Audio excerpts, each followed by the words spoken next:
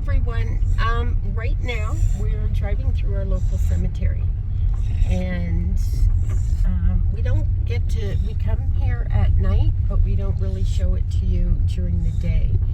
And it's quite an expansive cemetery. And we are here for a very special reason. We are grave hunting. So what we're doing is we are trying to locate and photograph specific graves. People request these for, when they're researching their ancestry and all sorts of reasons, trying to find family members when they're far away. Like you can see over to your right, there's all that section, and it actually dips down and goes along, and it's all over here. So we have a list of 60 names. As you can tell by this, it would be a daunting task trying to find all of them. Our goal today is to find one of them. Yeah, Charlie's crying. And what's even worse is we know very little of where they would be. A couple of them have, and we found it. A couple of them have sections, and one of them had a section A, and we have found section A.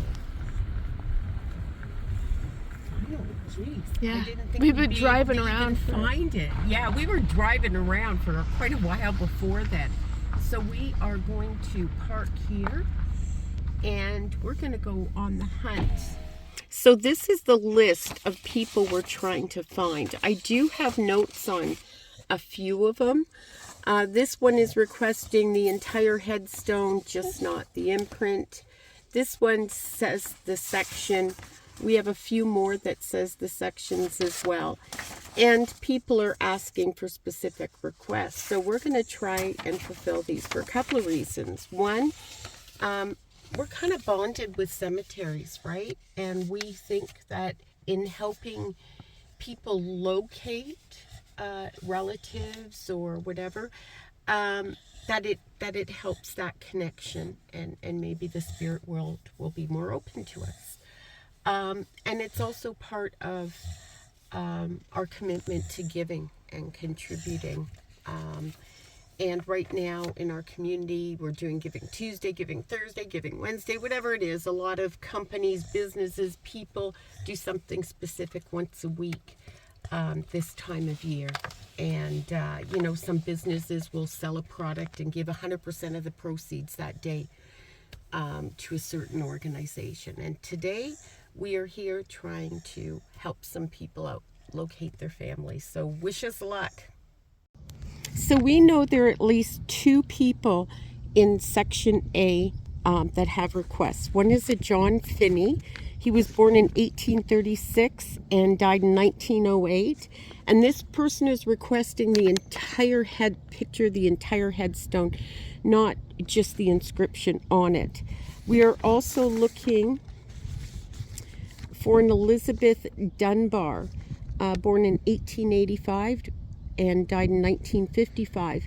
And they're saying that it's a large headstone, and they're wondering if there's anything on any of the other 3 sides. So those are a few clues, and let's get going and wish us luck. So I found these 2. We don't know where Section A starts or ends. We're kind of lost. We're just randomly looking.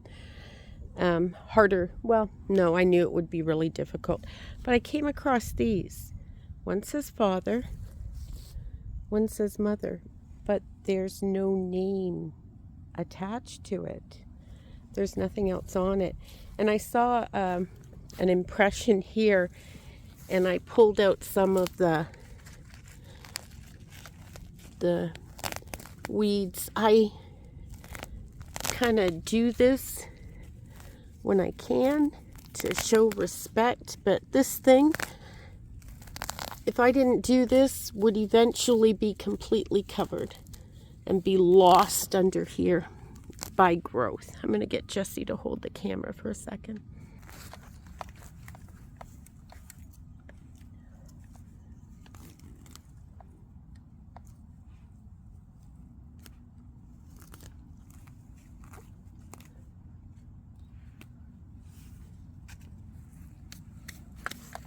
Okay, it just says Fred. No name. Fred, father, mother. I don't quite get it. But, Fred, you are no longer lost nor forgotten. I really should keep some kind of tools out here to clean these off a little easier, but Fred is no longer forgotten. So far we're not having any luck at all, but if you can help out a few of the graves,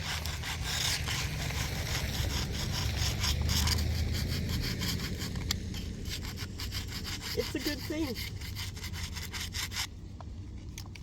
Even though it might look kind of nice, rustic, these things will eventually destroy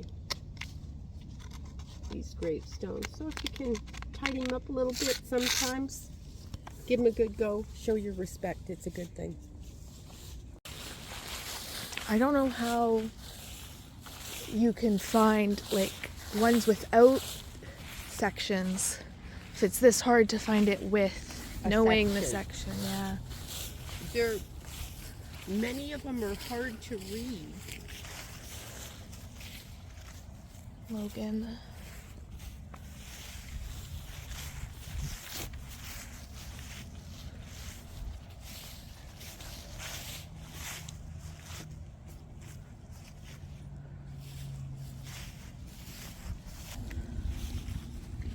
We are having absolutely No luck. Like,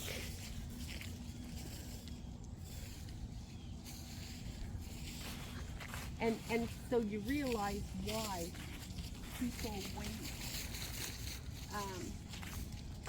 There's people that have been waiting for a couple of years, hoping people will find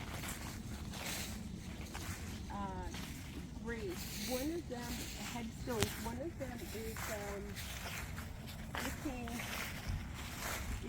from Ireland. They can't come over here and find it, right? So we're going to see what we can do, but so far we're batting 0. This is an interesting one I found. It's the Tibio family lineage, and it dates back to 1631 when Pierre married, or Jean, I don't know. Oh, I guess. Yeah, Pierre. I don't know. Yeah, the Pierre gave birth, Pierre, son of Jean, Charles, Paul, Oliver, Henry, all the way down to Nelson, born in 1910 and passed away in 1970. Crazy to know your history that far back. Yeah. There's also this one over here. It always makes you wonder, this one here, that Daniel died in 2014, and if you notice all the sunglasses, you wonder what, you know what I mean? The symbolism behind that. And they have a few things hanging as well, but they're obviously much loved.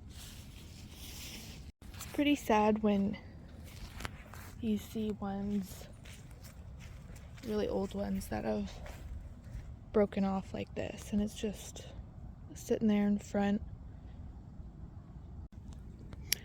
So the lady at the cemetery was nice enough to give me a map of the layout. As you can see, it's really big. Section A that we were looking in, we just kind of thought it might have been this.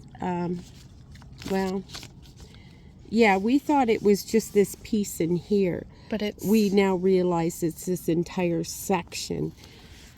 So we have a lot more to look. We have a lot more to look, and hopefully we can find at least one. Yeah. The woman at the cemetery office thought what we were doing was amazing. So here we go. Okay, so change of plans. There's 2 small sections, a St. Mark's and a St. Matthew's section. that we're going to, that should be just these little sections in front of us. And they have a couple requests in there. So to avoid us feeling defeated, we're going to go to a smaller section and try and hammer out our first picture. Let's go.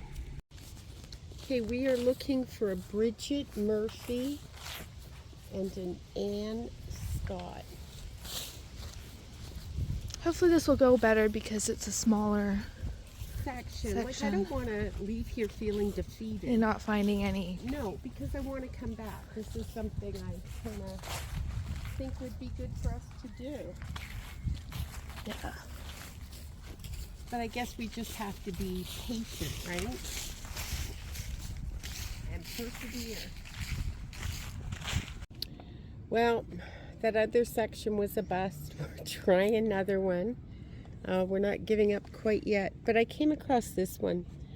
And it's just plain wooden cross that someone made. And there's a little sign that says Dad. And he was either a simple man and that's all he wanted, or that's all they could afford. But it has flowers and it's well loved, and that's all that matters. Okay, so we're kind of feeling defeated.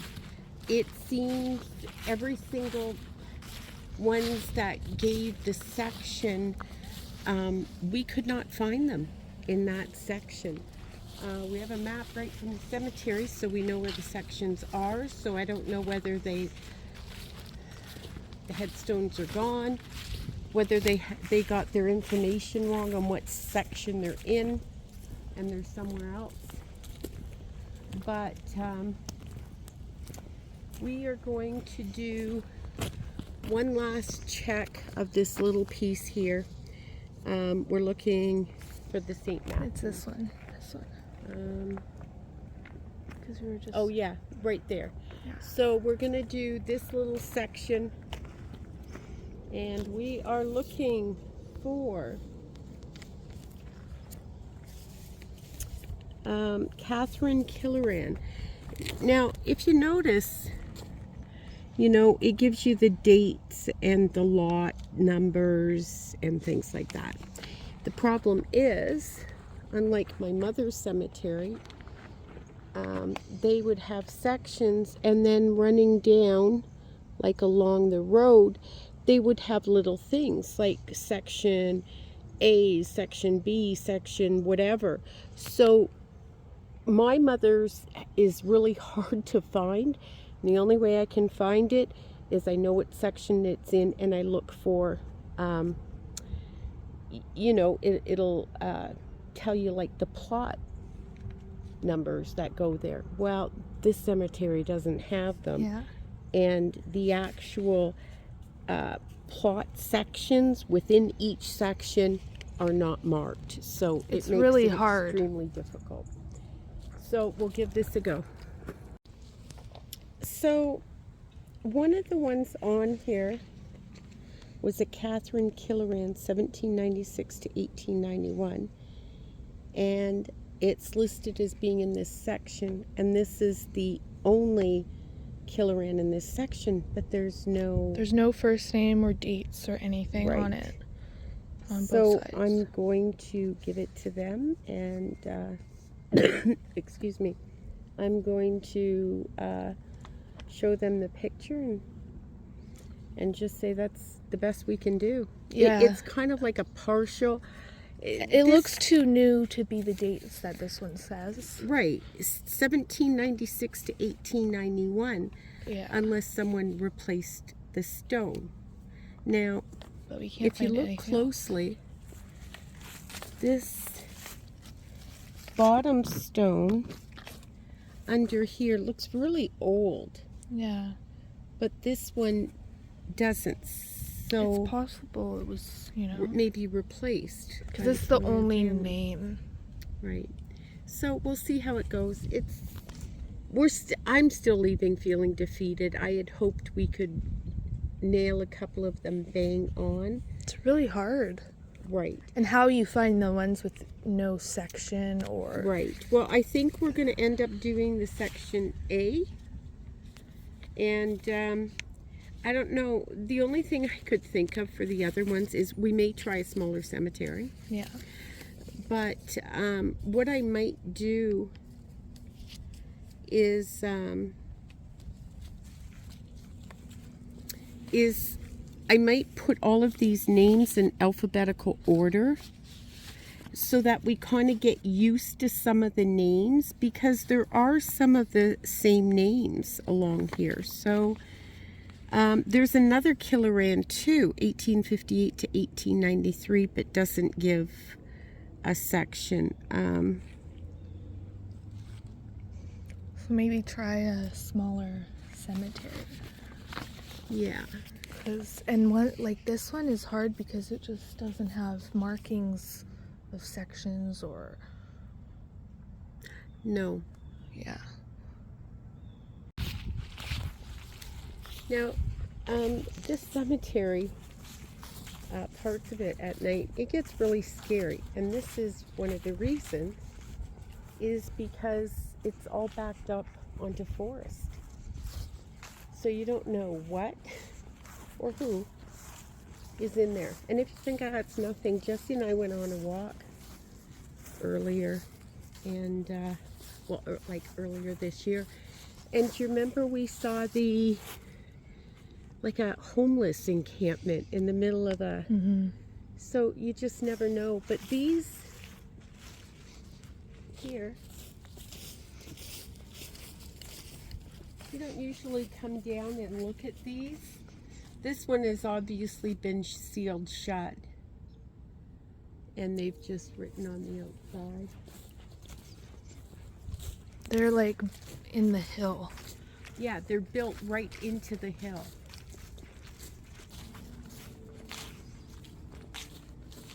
Wouldn't be so bad if people kind of asked for these. I would love, to be honest, to get into some of these. You can hear an echo when you walk up to it.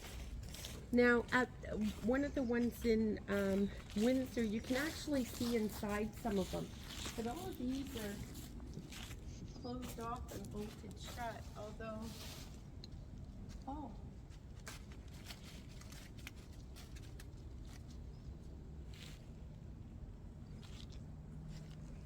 Well, this one, you can kind of peek inside, and it is just, it looks like a short cement room. Here we go. Yeah.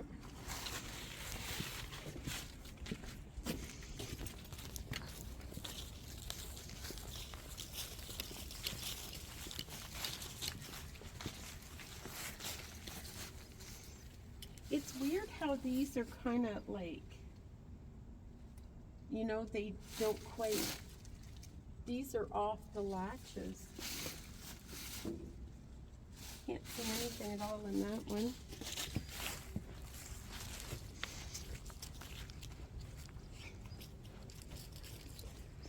This one looks really old.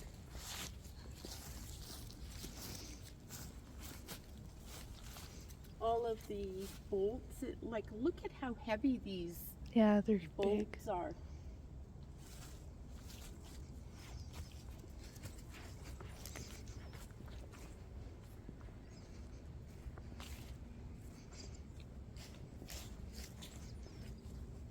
And this one looks like at some point, unless it was like this all the time, they might have sealed this up.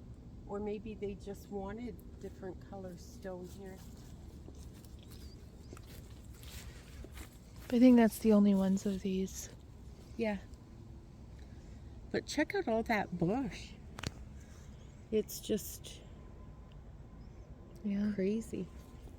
There's another section that is it kind of goes down the hill. It's by the section A we were at, but it's only a separate section because it goes down low like this.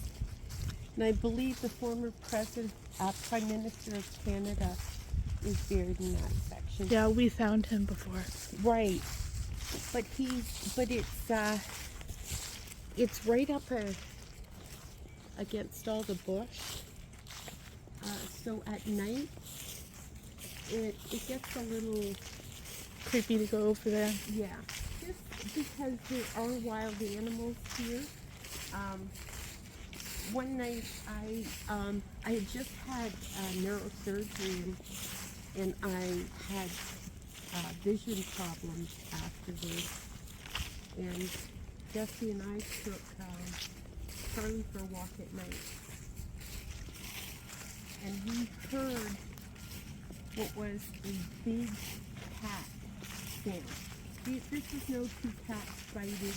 We went online and it was like, sound kind of like a cougar. Yeah, something. So I think I'll kind of give up here. Disappointed. You know, because especially since you're trying to do something nice, right? You get all, ooh, I'm going to do this nice thing and for people, and it doesn't work out. But tomorrow's another day, right? We could try other cemeteries too. And we still have to find the Titanic survivor. Now that we have a cemetery map, it might be a little easier. So, thank you for joining us and coming along with us on our life and our crazy journey through it. And we'll see you next time. Bye.